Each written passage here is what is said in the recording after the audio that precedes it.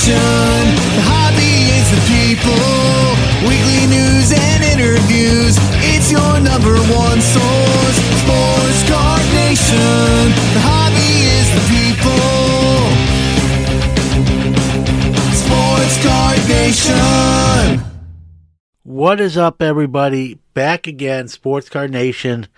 Got a fun episode. Two guys I call friends and good dudes, and they're back on the content creation map after a little hiatus. Their podcast is Pack to the Future podcast, and Chad and Tim from that show are on today's episode, and it's a great show.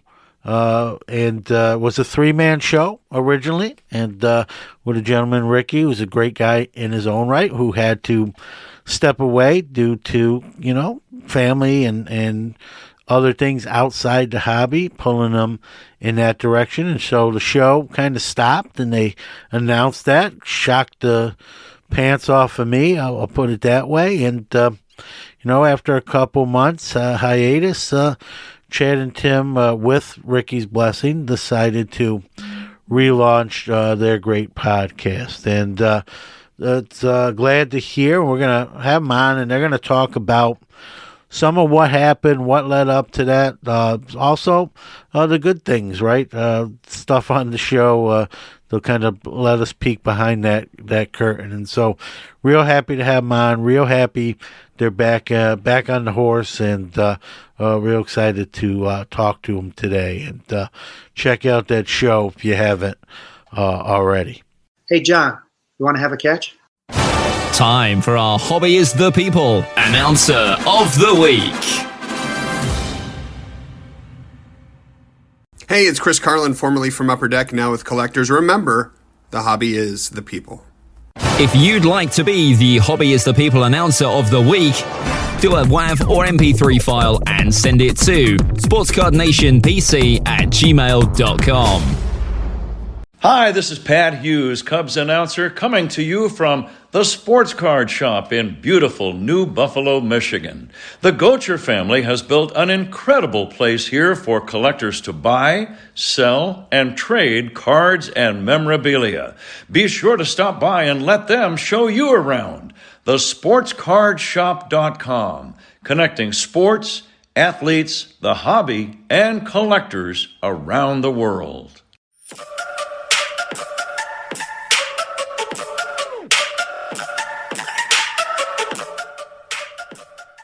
All right. Anytime I have these next two gentlemen on Sports Card Nation, it's always at least going to be a good time for us. I don't know about anybody else, but we're going to have fun. And like I said, they've been on before, and want to welcome back Chad and Tim from Pack to the Future podcast. Hey, thanks, John. And I tell you what, I think we've got a pretty good goal to at least entertain one other person out there. I think just one.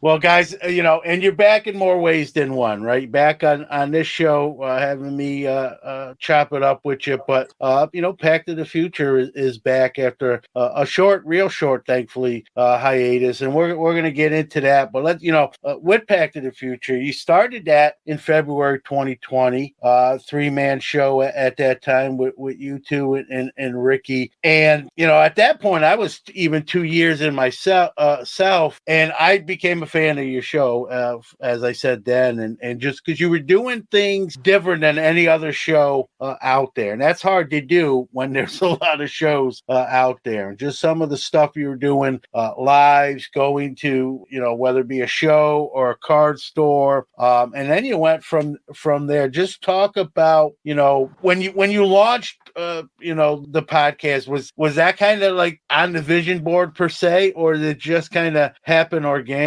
Oh man, there's so much to say about that. So the start of the show actually was Tim, a year or two before, you and I went to a breakfast place. Yeah. We had a running bit about brunch, but honestly, we went to go get brunch, and we were drawing out what a show would look like, just on a little napkin, a little notepad, and we didn't do anything with it for a year, yeah. Maybe two. Yeah. And it's funny you say that, the show kind of evolved into something new. And the beauty of that is when you have no clue what you're doing, and that you don't know that there's kind of like a model or a playbook for it, then you're not expected to follow it. And I think we did nothing of the sort. Yeah. Yeah.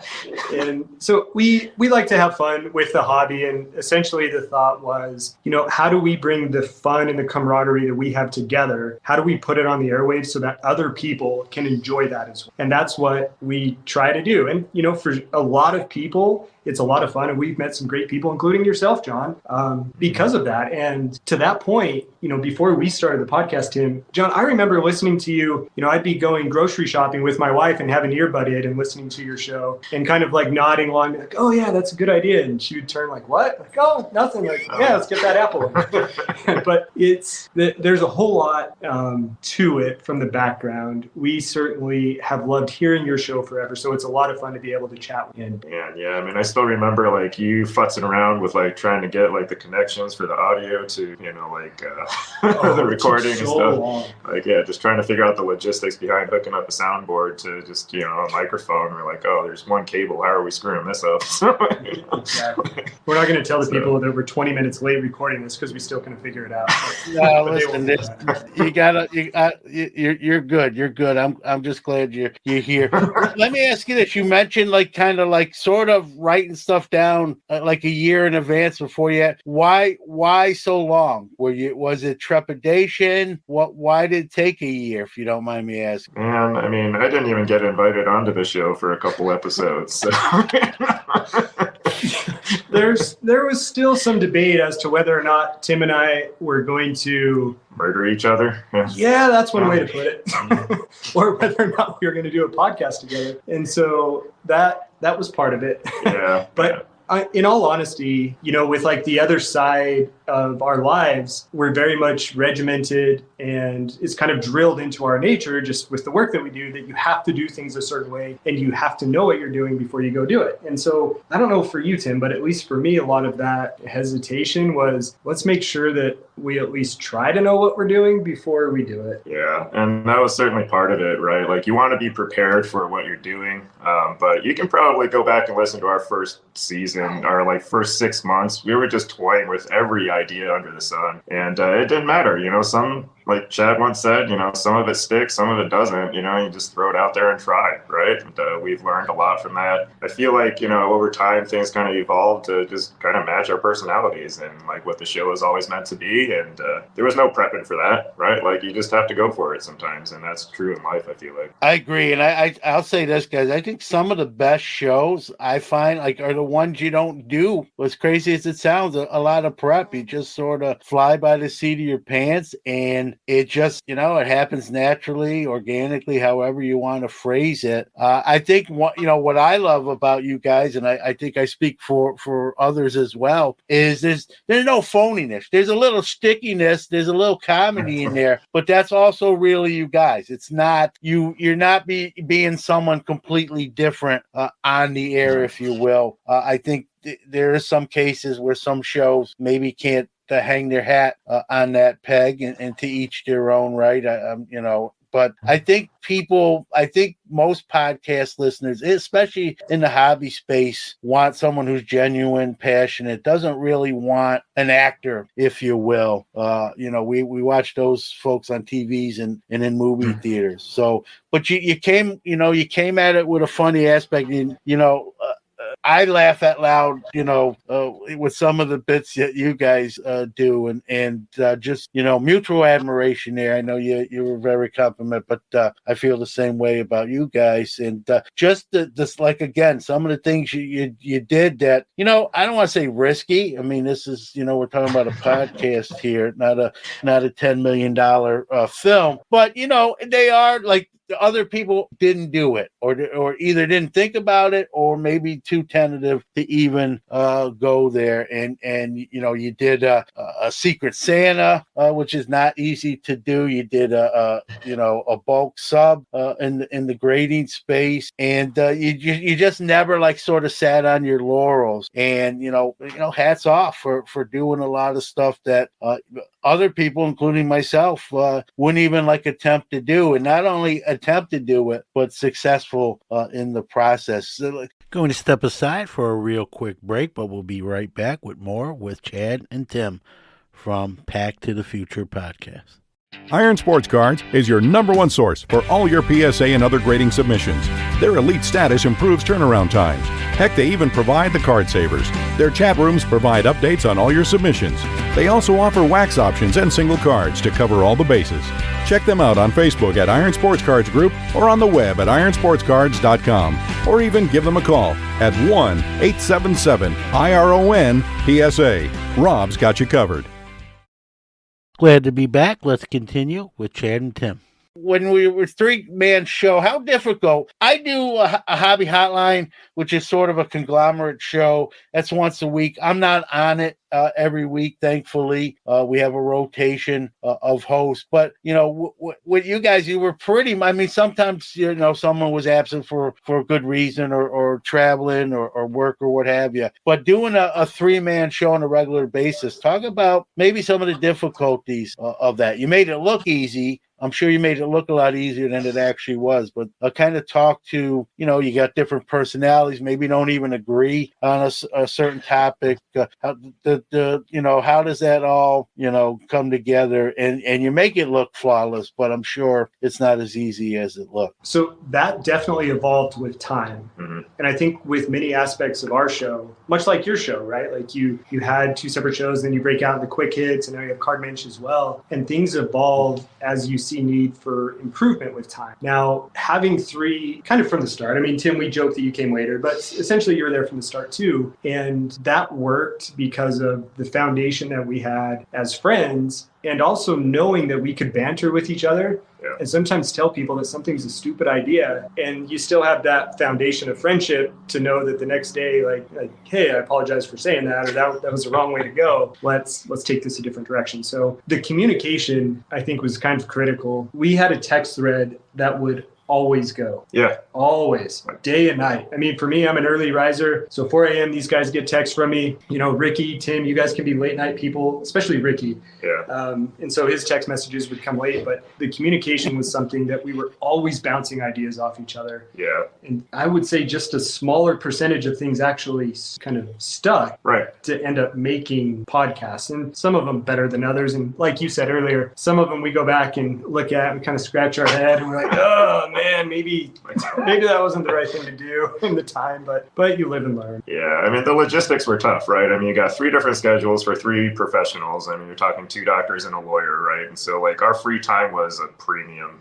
But we made it a big commitment just to make it happen every week. We did not miss a week, and that was pretty cool. Like Chad hinted at, I mean, 3 different personalities too, right? And so a lot of shows, I feel like podcasts are afraid to do more than 2 mics. We always thought it was just natural having the 3 of us, because I mean, having that third voice, that third perspective, that 2 versus 1 dynamic, sometimes it was just really fun.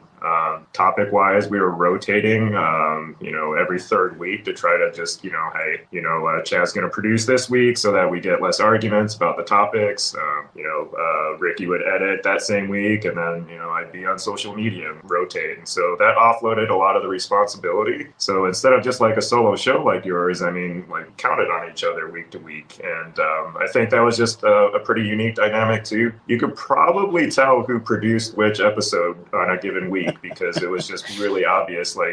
Sometimes I'm data driven. Chad's, kind of like the comedy, cynic guy. And Ricky's just, he could be talking about the hamburger he was eating that week, And so, and make you laugh while doing it. Yeah, exactly. So it was pretty fun that way. It never got old. We gave each other all sorts of grief each week, and it was genuine. I mean, we just let it fly on air, and I think that was the fun part. Is that was our stress relief for the week. We legitimately looked forward to recording and being with each other. And as adults at this stage of life, that's pretty rare. To have that committed time together. I mean, you ask anybody in our age range, 30s to 40s, there's work, there's life, there's, your relationships, to find and carve out an hour and a half a week. It was challenging for sure, just like you hinted at, but it was well worth it. I mean, just the stuff that we could talk about in the hobby, stuff changes minute to minute. So that's why our text thread was, by the end of when we needed to record, like things we talked about, even just like 60 minutes ago, sometimes became irrelevant, right? You think back to like the Logan Paul Pokemon thing, right? By the time we wanted to record that episode, it'd been covered to death, right? So the fact that we were recording, once a week, that did make it challenging to try to stay relevant at times. But so that's why we had to go to a different direction. I felt like, there's people with far more time, far more energy, far more devotion to like really hashing out the nitty gritty, like doing internet detective work. That wasn't us. So we just had to have our funny takes on stuff. And that's kind of how the show, really evolved, I guess. And that's one last point to that, which I think Tim nailed it, is we don't necessarily know a lot about a given subject, and we never claim to. Tim probably knows the most out of any of us card related, but I think the good take-home message for anyone listening that I think applies to any aspect of life, if you have an idea about something, try it. And just because it's outside of the norm, doesn't mean that it's wrong. And that's how things evolve. And it's still not to say that we ever nailed exactly what we wanted to do. So we'll be the first ones to tell you what we did, but you certainly have fun doing it, and you can explore new avenues by trying. Yeah. And at the end of the day, we're just... Go ahead, Tim. A couple things I want to... See how hard three guys in the show is? Exactly. Yeah. Yeah. And so that was the other key. So Zoom is very difficult with three people. I know one of the predominant card podcasts does that, but Zoom can be very difficult, or any type of virtual, because there's that split-second lag. And it may sound very trivial to people listening, but even as we try to go through it, there's that slight delay in catching someone's facial tone to know when they're done or not. So that always made it entertaining. We just tried to lean into it when it got super awkward. Time to hear from one of our great sponsors, but Sports Card Nation will be right back after that. For more than 30 years, Robert Edward Auctions has been the nation's premier auction house, specializing in sports memorabilia and trading cards. With significant experience and expertise in all major sport, non-sport, and Americana collectibles, REA has helped clients achieve record-breaking prices for their items, and has done so with a reputation for integrity and transparency. By actively partnering with collectors and enthusiasts throughout the entire process, REA has created the hobby's most trusted forum for selling high-quality collectibles. Go to robertedwardauctions.com for more information on how to buy or sell in their next auction. Let's go! You are listening to the Sports Card Nation podcast. The other thing too, you mentioned trying stuff, and then, after the fact, that didn't go as well as maybe I thought, at least in my mind or on paper. I think we could all say that, right? And not just in the hobby podcast space, but just in the podcast space. If you, what are we, 200 something episodes into this show, and if I listen to the early episodes, I cringe, and I even say, man, if they really weren't part of the archive, I would probably delete them. They're terrible. I don't know how much better they are now than 200, but I know they're a little bit better, just in the fact of, upgrading microphone and different, editing features and different things like that. But, and people were honest, listeners are honest. There were segments I did where people would say, hey, I love the show, John, but, here comes the but, which I welcome, because that's how we get better. This new segment you're doing, I'm not a huge fan. You get 3, 4, 5 or more of those kind of hey, love the show, but I don't like the new segment. And you kind of know, all right, we tried it, not very popular, not, and you pivot and you take it out, and you either replace it with something else or you don't. You just leave it out, and then you try something else. And that works both ways too. I've had people hey, I love that segment, or even add on to it. Hey, I love what you're doing, but, even adding on to it. And, one of those segments that I do on Hobby Quick Hits is, and I try not to overdo it, but I try to do, I do what's called hobby histories or legends of the hobby. And I try to, real quickly, I don't want to, overdo it, 15, 20 minutes, and talk about someone who's no longer with us that's had an impact on the hobby. And because with a lot of new people coming in to the hobby, right, they may not be familiar with these folks, but, and sometimes they may not even care, quite frankly, but maybe in given 15 minutes, 20 minutes to hear about these folks, they'll they'll come to know him and kind of, where we might be here in 2023. But if it wasn't for certain things, like anything, right? The bridges to the past, we wouldn't be at this point. And I'm old, so I was around when some of those guys were alive. So it's sort of me paying homage to them. And when I started to do those, and I do them about once every 6 weeks, that's why I say I don't know. When I started to do that, I wasn't sure how that was going to go, right?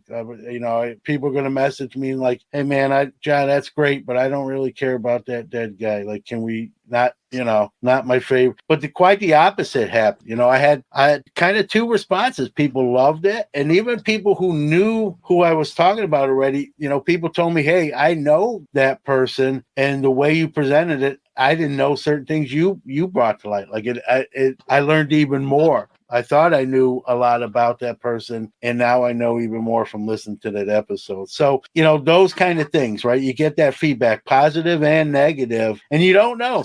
You do something, you think, oh, this is going to be great, and people tell you, I don't like it. And then you do something like the example I just gave with the hobby legends, right? You're thinking, I don't know how this is going to go over, and people surprisingly say, hey, no one's doing anything like that. I appreciate it. And that you don't do it all the time. So when it comes out, I kind of looking forward to learning about someone. So it's those things. People will tell you, as you guys know, right? People will tell you, love it, not a fan.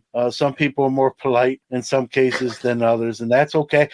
I know you guys are the same way. I've heard you say it on your show. I say it on this show. Let me know your feedback. That's how we get better, good or bad, so you guys are very much like that. You're willing to take those risks too, and I think people appreciate that. People know when that's going on. I think most people do. And you've done some zany stuff that's got me smirking or laughing, or in even some cases, hey, why didn't I think of that first? So or in some cases, like, I'm kudos to these guys, because there's no way I could have pulled that off. So but all that stuff is it's a feather in your cap for doing that, being different, and that's why when I was sad when I'm listening to that episode in September, and then heard that news. Like, kind of talk about that, whatever you can share. I know there's Ricky's involved in that too, and with respect to him. But did you kind of know, when did you realize that this might be the case? We the general public, myself included, found out in September, right? But sort of the behind the Pack to the Future podcast on VH1. When did internally sort of, what I mean, that you thought that this was a possibility? We'll say it like that, I guess. It was probably the bar fight, to be honest. I knew when I had him in a sleeper hold that things weren't going well. No, I think, one thing that we have always done a really good job of is not only just kind of talking cards, but also making sure that we're staying in touch with how people are doing, in life. And I think that there came a point when just lots of things were building up in life and with work and with podcast and responsibilities. And we're like, gosh, should we take it a different direction or try and do more? And, that can be really stressful. And I think it started to become stressful for all of us. Mm-hmm. And we joke, if you go back and listen throughout the years, we'd kind of joked at different times, like, oh, this week Tim's quitting the show and he's done and he's fed up. Or this week Chad's so mad at the most minute thing that swearing off the show forever. And, it's us kind of living our lives too, like giving a little peek at, the stressors in life that go on. And so I think that just leading up to it, that there wasn't a whole lot. It's just things come up and come to a head. And at some point you got to look and say, all right, what's the most critical thing in life for me right now that we got to focus on? And, Ricky was really good and said, hey, I got to take some time and focus on some other things and still love everyone out there. And this is just what I've got to do. So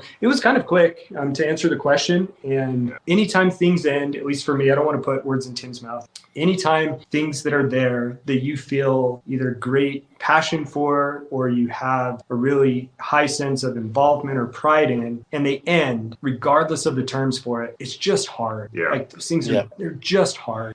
But for the circumstance, at least for me, not to put words in his mouth, but I love the fact that he said, hey, here's what's going on. And I respect him for it, for saying that this just needs to take a back seat because other things need to take priority in my life. And so it needs to. So even though it's tough, you got to respect the same. Yeah, because at the end of the day, I mean, we do have plenty of other stuff going on in the background, right? You know, we are not, I don't know, would you say that we've never really considered ourselves like content creators? I mean, this was like a hobby for us, like a side project. And at the end of the day, it was fun, right? You know, so life priorities definitely, went over.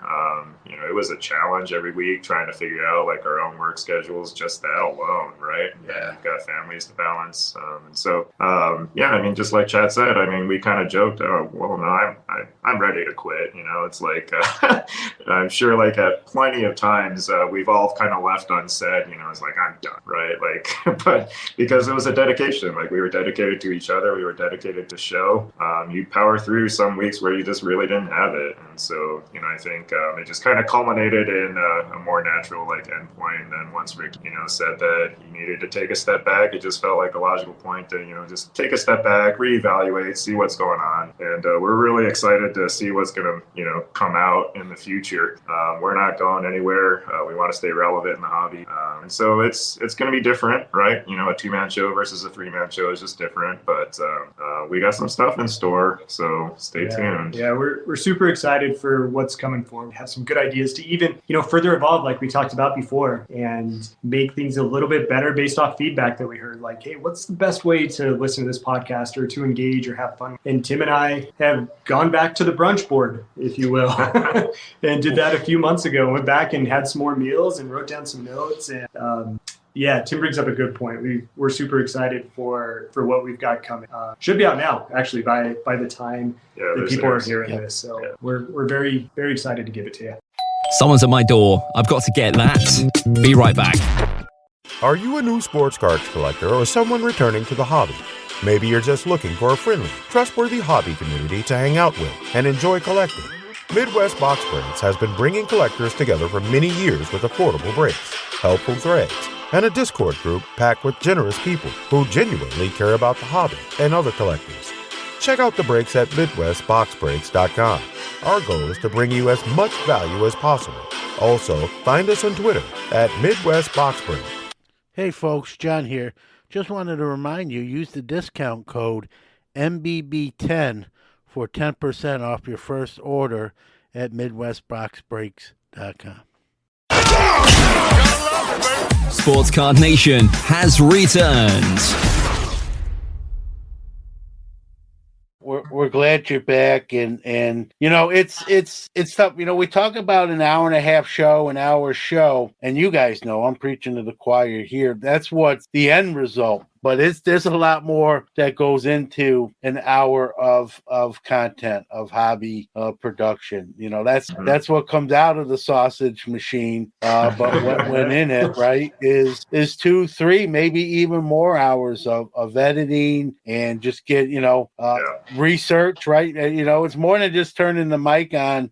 You got your notes. You want to get stuff factually correct as much as you can. And like you guys pointed out earlier, right? The hobby's changing by the minute. It's a little calmer now, truth be told, but definitely during the heyday, right? It was just a frantic pace. You know, you're talking about one story and there's 3 new ones that people want to hear your opinion or your take on. They're like, hey, that was 20 minutes ago, and there's 3 more stories that we're more focused on. And so it's tough, and I always say it's a grind. It's a labor of love, right? If we don't love it, you got to. When someone who's about to start a show asks me, and that does happen, hey, any advice, John? I'm like, you gotta have a passion, you gotta have a love for it. And if it, people can tell when you don't. Like that stuff, kind of people can read between the lines. And someone asked me once, like, John, how will you know, like, when you're done, like, doing the show, if that point ever comes? And it's easy. It won't be anyone else telling me I stink. It won't be me looking at a demographics report and being disappointed. It's going to be when I turn the mic on and it feels more like a task, a chore, a job, and like I'm going through the motion. And I don't think that will ever happen, guys, but you never know. And if it does, I'm going to be honest. And whether it's even a full stop or, hey, I got to take a break, I'll never say never. Sort of like kind of, what you guys did and now back, thankfully. Enough about me. So you stopped in September. When did you first, probably the break was good, right? You kind of decompress, catch your breath. You don't have to worry about that for a while. What was that first week like when you didn't record? The first week when you would normally have an episode and yet here there was no PTTF that week. What was that like? I know for people who love the show, they were disappointed, but for you guys, that produced the show, what was that week from what you can recall like? I know that my wife is someone who I'm going to be with forever because she listened to me complain so much about how there wasn't a Pack to the Future episode that Saturday morning, and she didn't say one negative word about it. So that's how I knew.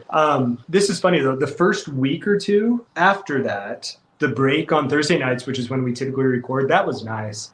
Tim talked about time constraints. So having that little break was great until reality sets in that like, oh, we aren't recording anymore. And that camaraderie that we just had built into our schedule that sucked. It felt like a three-way breakup. It sucked. It did. We talked about that. We talked about being a breakup. And, I had reached out to you, Tim, and I said, hey, why don't we just pick this up and go? And you're like, well, let me just take some time. Let's regather thoughts. And let's just see what happens. And I was so mad at that response for some reason. I mean, we all know, I clearly have an irrational, sporadic little anger that pops out on a moment's notice. And it came out, and I was telling some of my wife and her friends, I can't work with Tim if he's doing this. And, just clearly frustrated. Then the next morning I wake up and text him and tell him I'm sorry. He's like, I don't know what you're talking about. I said things that I shouldn't have. But that's how the first couple of weeks were. It was odd, but we started talking about it really quickly after that. Yeah, I mean, in any path of life, right, you can get to a point where you feel burnt out. And I think, the edges were raw, right? But you recharge pretty quickly. And you mentioned passion.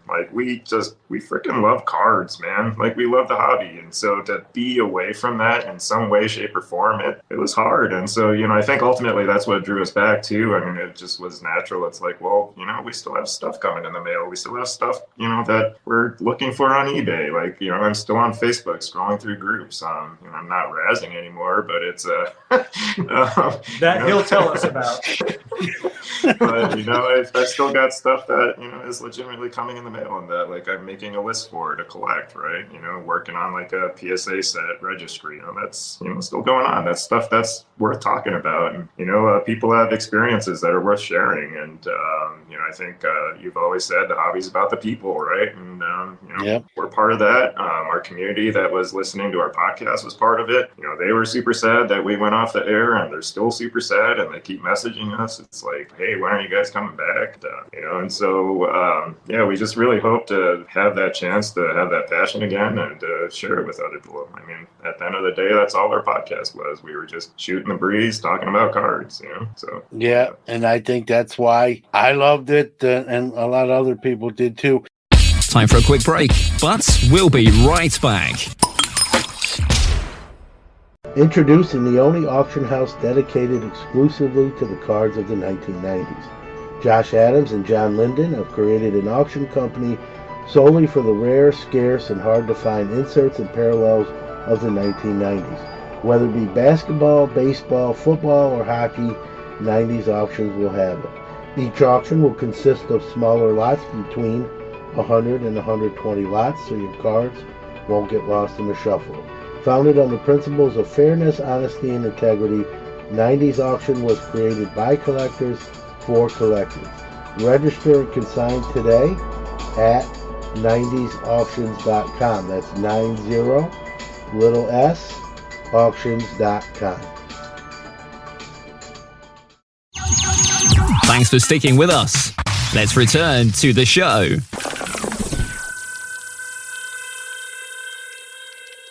When you knew you're coming back, obviously you're keeping the name. Was there any consideration to being it was sort of, you know, 2 people instead of 3? Like, hey, let's change, even though it's popular and we made a name for ourselves with the podcast name, let's rebrand, or what? Was that even a thought? You don't have to say, you know, names or whatever, but did you know, like, this is the show, we're just bringing it back? John, you asked better questions than me inquiring to my patients where their controlled substance prescription went.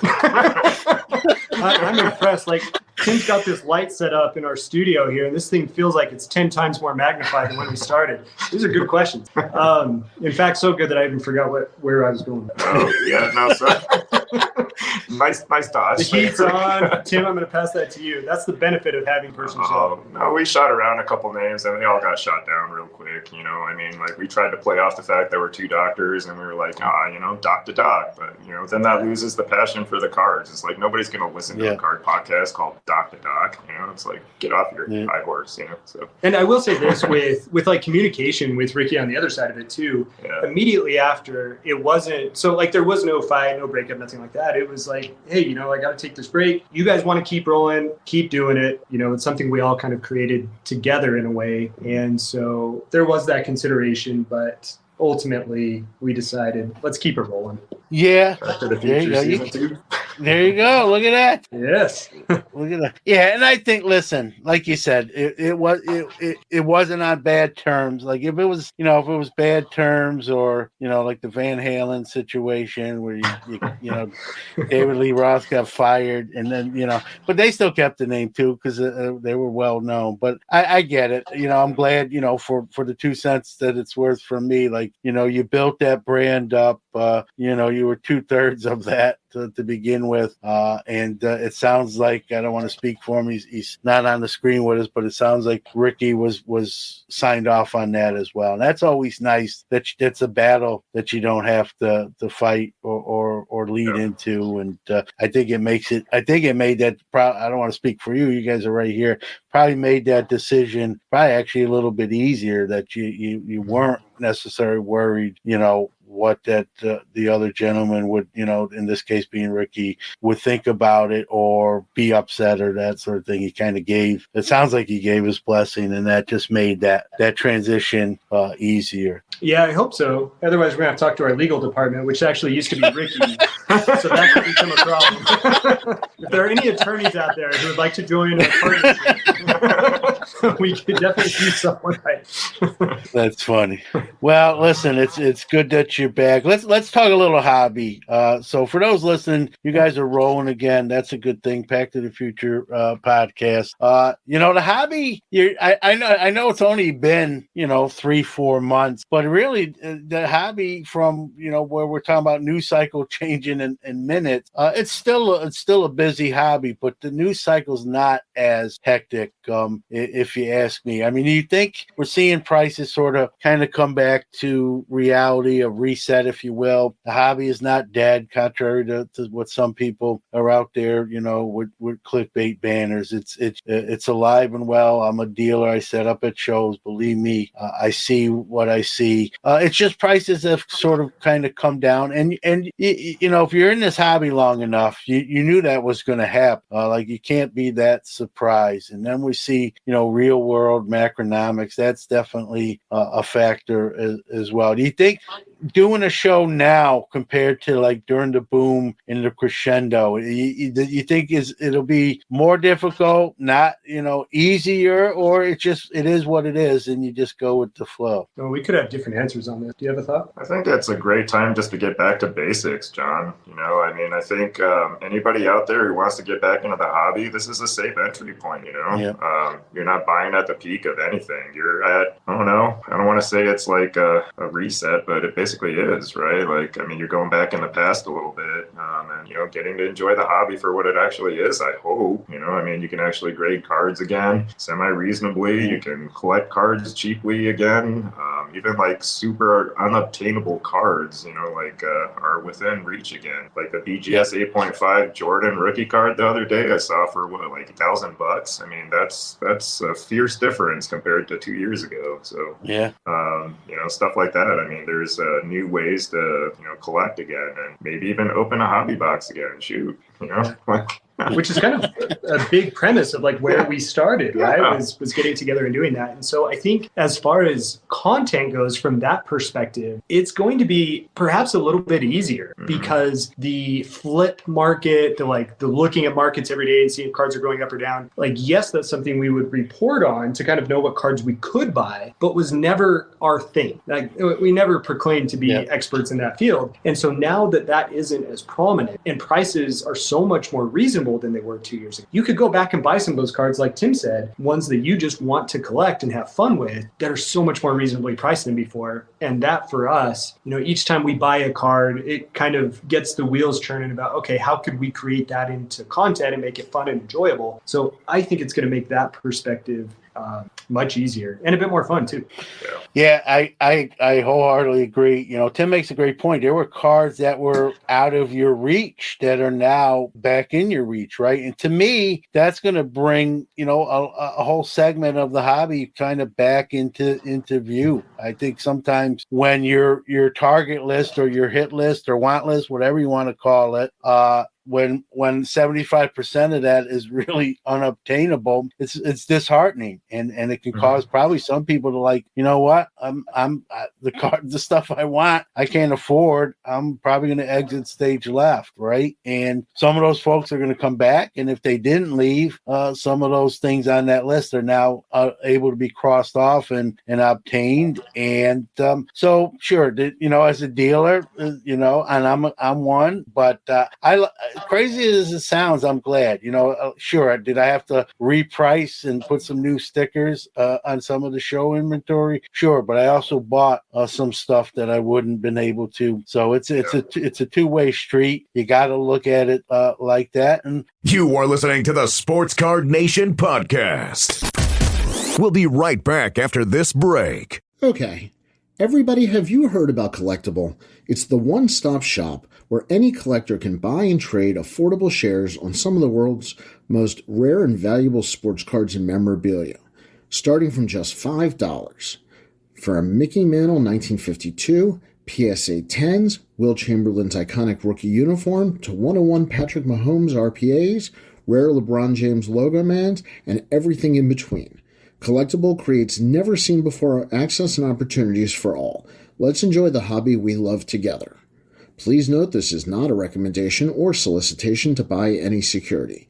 All investment decisions should be undertaken after doing your own research. We are back.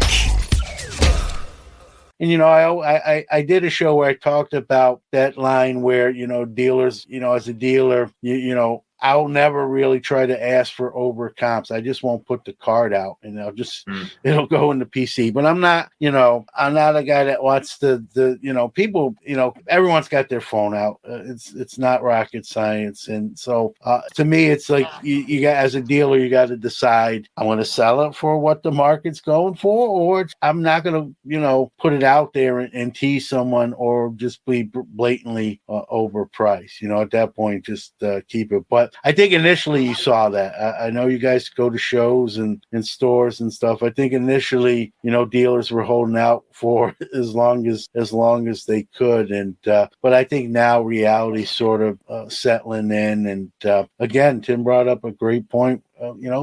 Cards that were out of your reach are now back in it, and considerably so. And many that you probably didn't expect, even that Jordan rookie being a prime example, but even others. So I think that's a good thing. When more people can enjoy the hobby and obtain cards that create that enjoyment, that passion, I think that's a good thing. And if that means I have to sell a few of those kind of cards less than initially priced, then that is what it is. That comes with the territory. And I always say this, guys, and I know you agree. The prices are more performance based, right? If the guy is playing well, or the athlete, I don't want to say, the athlete's playing well, the card's most likely going to go up. Right now, Joe Burrow cards are going up and for expected reasons. And it's always been that way. We just have more analytics now. I'm old school. I don't know about you guys. I'm more old school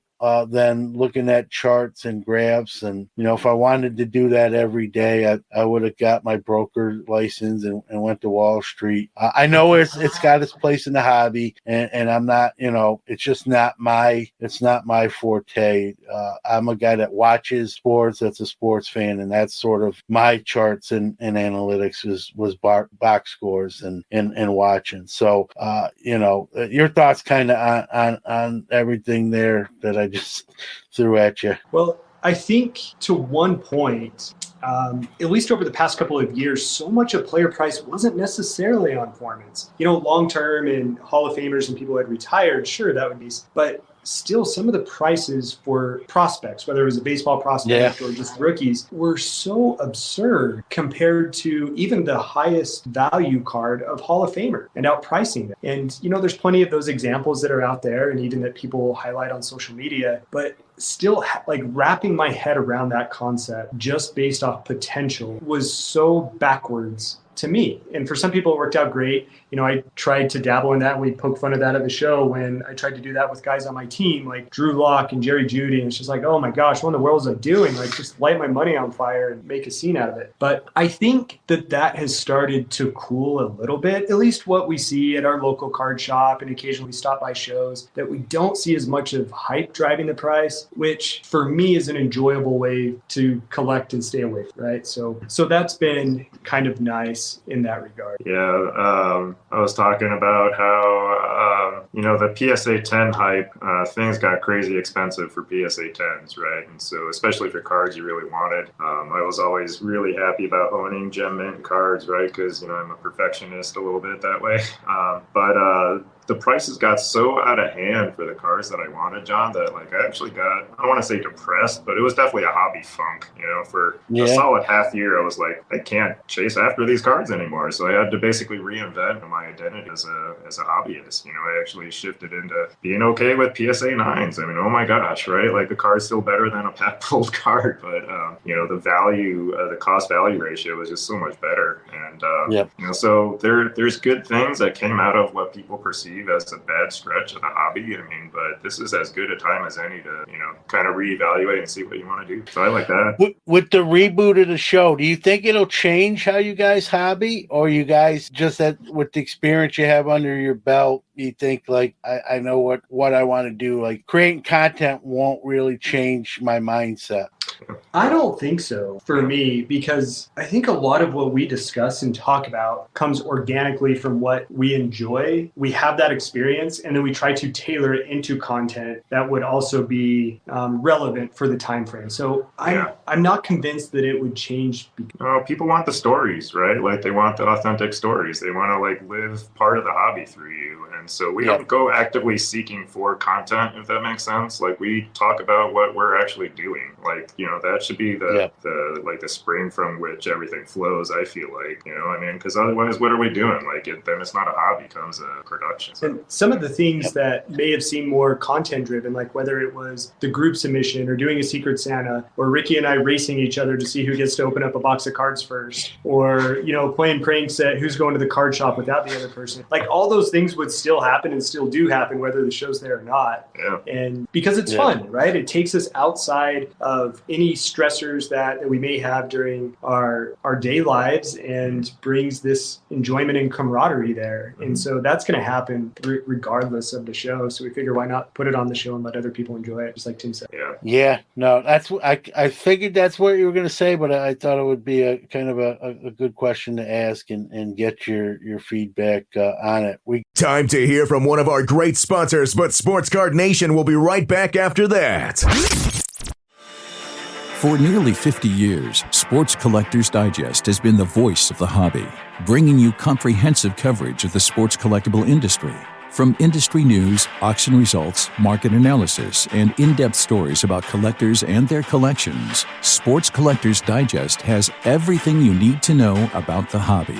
SCD is also your leading source for listings of sports collectible dealers, card shops, card shows, and the latest from the industry's top companies. To check out all the latest news or to subscribe to the hobby's oldest magazine, visit sportscollectorsdigest.com or call 1-800-829-5561.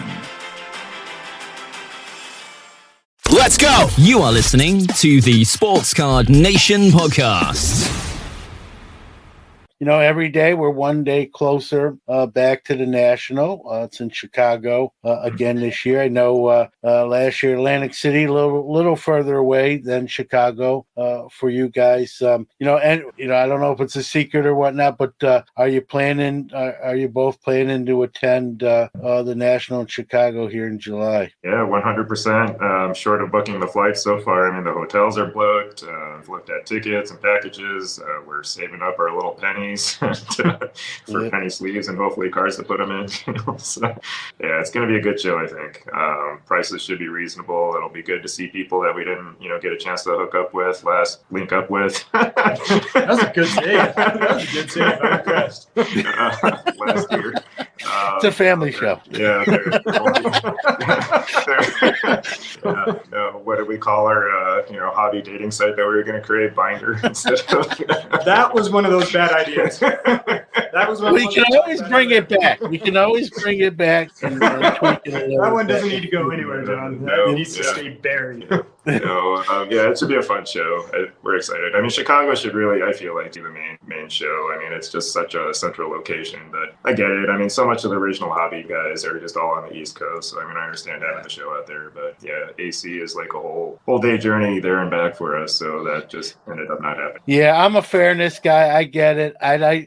Even though I'm an East Coast guy, I'd like to see California or the West Coast, whether that be Seattle or pick a city. Also get it in fairness to those. I would still try to go or probably go just the same. And, I'd like to see it rotate a little more, but like you just said, Tim, I think Chicago's sort of the fairest, right in the center. And so, if you live right near Chicago and it's in your backyard, that's great. But even whether you're coming from East or West Coast, it's sort of splitting the difference, if you will. And so I get it. And Chicago's always been, when you hear people talk about the National, that, Chicago's always spoken of fondly. The show and the venue and the city, so I don't mind. But I always try to think of everyone, and I would like to see a West Coast National again. And they've done it before; it wouldn't be the first time. So it's been many moons though. But I would try to travel and go and support the show, the hobby, and have fun just the same. And I've never been that far west, so it gave me a reason to do it. So Dallas, states-wise, Dallas is about as far west as I've been. I've been to I don't have the map in front of me. I've been to Belize and Rotan and Costa Rica, so I don't know where that falls on the west scale. But states-wise, Dallas is about as west as I've been. So I'd like to change that. With a West Coast National, maybe not every year, guys, but I think in fairness, Seattle I think would be again, I don't know the conventions there, halls there, or hotels are obviously a priority. Seattle's a big city from what I'm aware of. I think it could be done there. I'd love to see it. Somewhere where those folks on the West Coast maybe have to travel a little bit less than they're used to it. In fairness to those. So we would certainly even Denver area. I mean, that's a great city. From people who I know that have been there. I like to see a couple new cities get it, because right now it's sort of on that 4 city, really 3, and the rumor is it's not coming back to Atlantic City. So right now it's just Chicago and Cleveland. I mean, kind of finish up with if you could pick, where would you like to see the National? I mean, Vegas has been really popular for their own little, shoot-off show now. Dallas, I'm not like crazy about, but they're doing their quarterly show, monthly show almost now, right? Like, so I mean, there's other cities and venues. Southern California may not be a bad option, right? Yeah. Somewhere where you are pretty certain you're going to get nice weather. Yeah. So that, you can convince loved ones or your family to go along with you and they can go do their That's not a bad idea. And still have perhaps international airport nearby so you can accommodate everyone to get there. And I think Southern California would be great. I tell you what, you could do it here in Salt Lake City. It's great out here now. It gets to about a high of 20. Our air quality's poor. We have no water. Yeah, and there's no major sports teams besides the Jazz, so it's awesome. Yeah. John, you should come out here sometime. It'd be great. Well, listen, I love to travel, so it doesn't take much to talk me into it. I'd probably even a van that just like has candy spray painted on the side of it. I'd probably get in. So I'm pretty easy to convince. But no, I think Vegas, they're kind of doing some of the shows, the Mint Collective. So I love like you said, Chad, Southern California, Anaheim. They've done them there before. Actually, the 91, which I didn't go.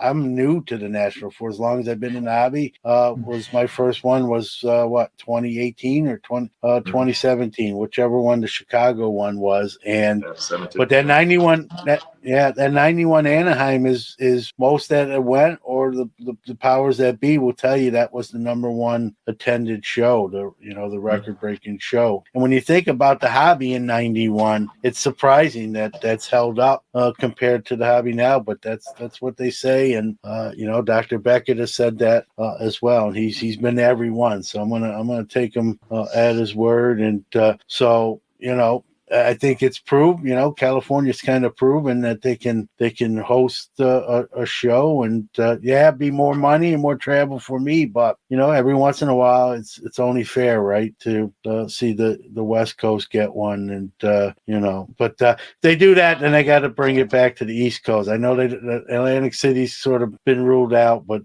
maybe another city, maybe Charlotte or, somewhere on the East Coast, even Florida, maybe somewhere in Florida, So you got to be careful with Florida people, John. Yeah. I mean, our good friend Kyle's from there, but even him, it's about as far as I can go as trust-wise. Well, we'll see. We got, as there's some new people running in charge of the National. We'll see what new wrinkles that may bring to the event itself and maybe to the location. But guys, I thank you for making time. I'm glad you guys are back. I know I speak for a lot of other folks as well. And listen forward to hearing you guys on the airwaves again.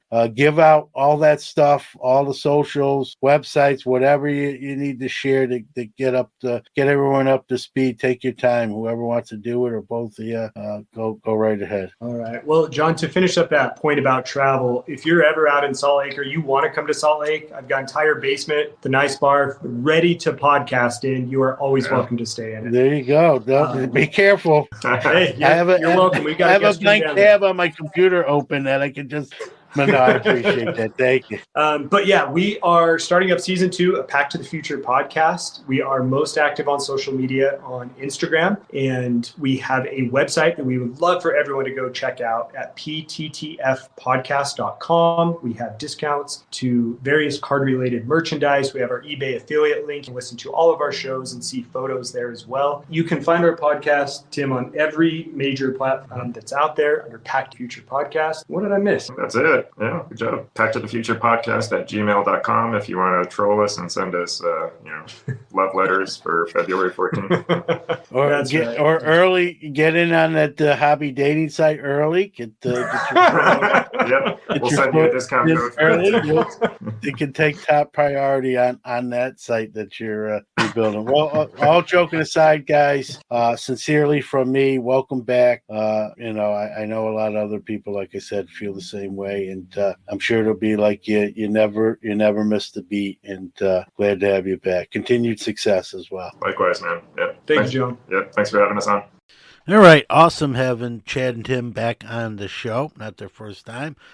Even more awesomer that they are relaunching Pack to the Future podcast, one of my personal faves. And they have a good time with that show, and not a lot of things make me laugh out loud, but those two guys do. And it's, I wouldn't call it a comedy show because it's content about cards, but they're funny and they're having fun and they're enjoying the hobby, and it comes through in their content, and I'm glad we're getting it again. And as far as I'm concerned, I'll have them back on again. Really, just two good guys who care, who having fun, and just, to me, it's the right approach. And glad they made some time and talked a little bit behind the scenes about that show. I definitely knew some stuff and I learned some stuff, and that's always good. So wishing them well as always.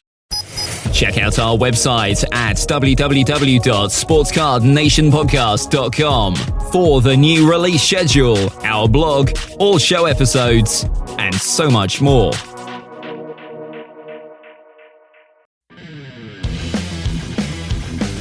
That's a wrap on another edition of the Sports Card Nation podcast. Thank you to all the awesome listeners out there.